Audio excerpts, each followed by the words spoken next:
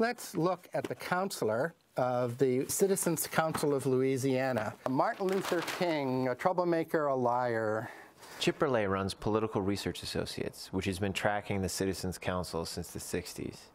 He sees a continuum between the overt racial appeals of the past and the Tea Party rallying cries today. The kind of naked white supremacy that you see in the pages of the counselor are no longer acceptable. And so you develop other ways, coded language, essentially. There's 3 words you need to sing with me. And those 3 words are, take it back, take it back, take our country back. Take our country back. Now, what could that possibly mean? Well, our country is a white Christian nation, and the more we diluted our America with those other people, the less it was going to be America. And the idea is always that we have to take back our America from them. And you never have to say them, because the only people being addressed when you say take back America are white people.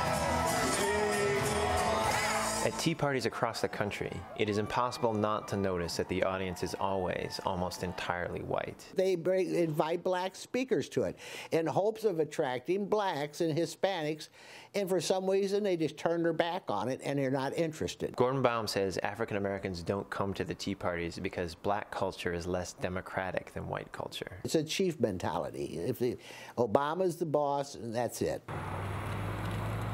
Gordon Baum put us in touch with Brian Pace, the regional organizer for the Council of Conservative Citizens in northern Mississippi, where tea parties have helped with recruiting. This is our Mississippi website. It's been put online in July. We've had over 17,000 people come to it. Just like we put another website online called white-pride.org, and it's getting flooded with responses. It's nonstop. Pace is busy setting up new chapters around the state and runs a side business selling Confederate and white pride stickers and pins, including many with slogans we had seen at Tea Party protests across the country. When Pace canvasses for new recruits, he starts the conversation on the economy. The biggest issues right now has got to be the economy, jobs, and legal immigration. And legal immigration is not even really a third issue. It's more or less, it's all about the economy. So that's pretty much driving the growth right now. The town of Ripley just formed one of the newest chapters of the council and organized its own Tea Party. J.D. Meadows is a new council member. He was receptive to Pace's economic message. My uncle lost his job up here at Benchcraft. So did my aunt when it shut down and moved to China. Meadows showed us the factories that have been closed down in the last 2 years. He said that the town has watched the government bail out the banks on Wall Street while its local economy crumbled. Nobody wants to see the large international bankers get richer. It is a struggle. Most people around here, whether they're Democrat or Republican, liberal or conservative, are fed up with the government in some way or form. We sat down for lunch with the Ripley chapter of the council.